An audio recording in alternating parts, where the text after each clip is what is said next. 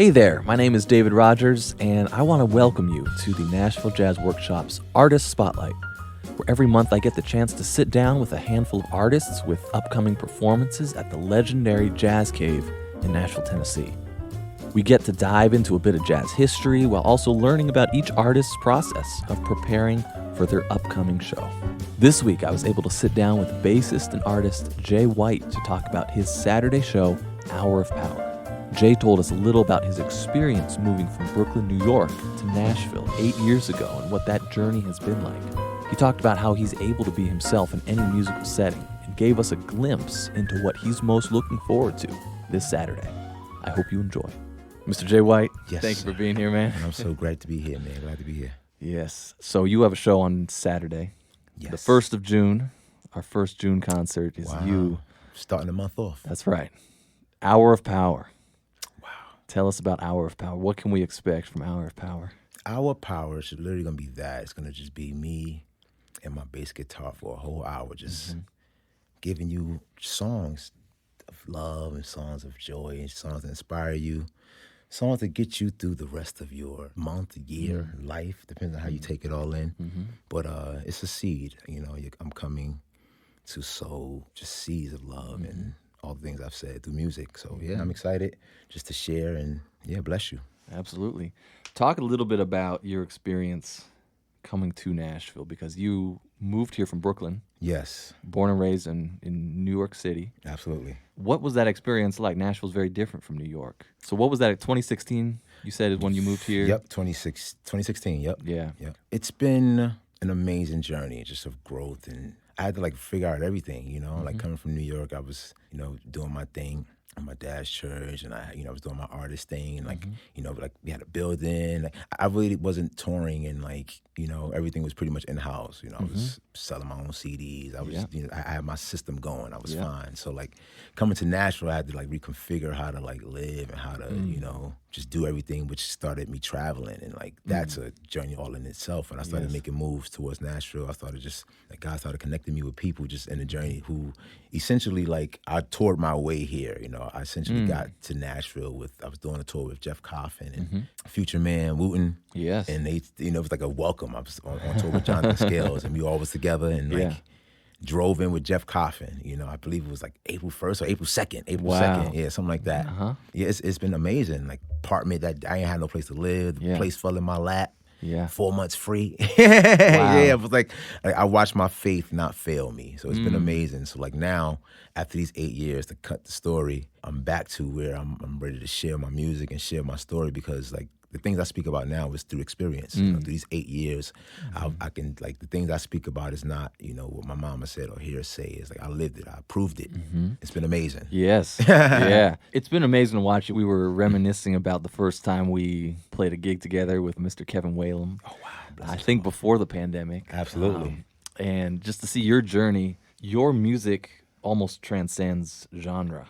So, there's influences, obviously, growing up in church, the gospel influence is strong, but there's so much more than that as well. How has the musical environment of Nashville, with the history of country music, obviously a big part of the country music industry is based here, ton of singer-songwriters around, how has that influenced you and your artistry? I think for me, it's cool because I am a lover of all things music, and so I listen to everything, and I've like you said, I'm able to fuse it all together. I thought about Sister Act and fuse it all together. I'm able to fuse it all together really well.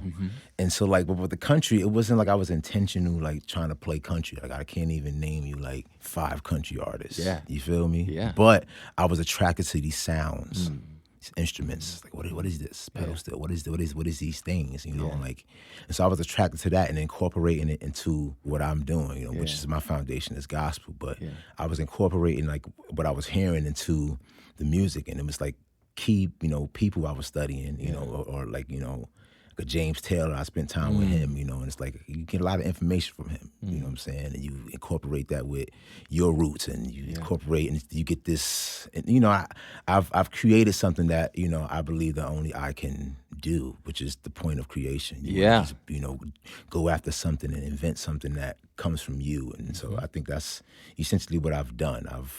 you call it what you want. Yeah. You know, I call it all gospel. It's the good news. You know, it's just all going, you know, bless you, make you feel good, and Yeah. do all those things. Talk for a minute about how you're able to kind of be like a musical chameleon. Like, yeah, you know what I mean? Like, you're able to find your voice in pretty much any musical setting. Like, you've done stuff with Amos Lee, Bocante, the Snarky Puppy Ground Up Music Crew, Corey Henry, Damien Escobar. I mean, I could go on and on. You're at Mount Zion here in Nashville on Sundays playing gospel. You always deliver. I remember once you played my gig once, and we were learning a song in rehearsal, and you said, "Brother, I will not let you down." and it's true. Like, no matter the musical setting that you find yourself in, you always deliver, and it looks easier Yeah. than it actually is. I think for me, it's about just serving the music. You know what I mean? It's like, and I think for me, like my genius, like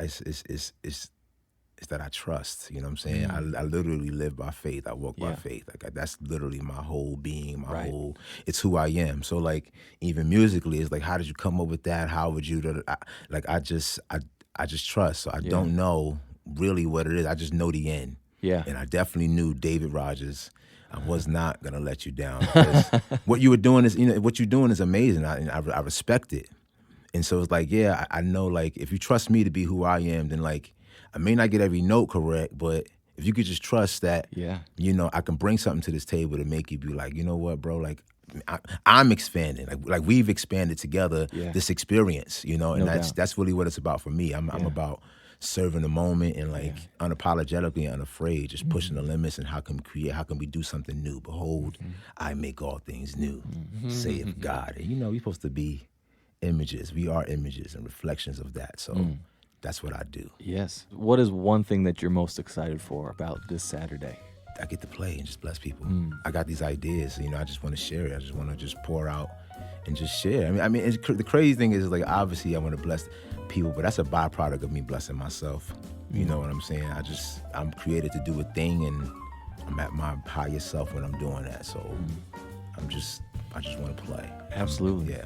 Well, I'm looking forward to it, man. Thank you so much. Thank you. It's going to be great. Forward to It's going to be great. We're going to have a good time. Yes. Yes.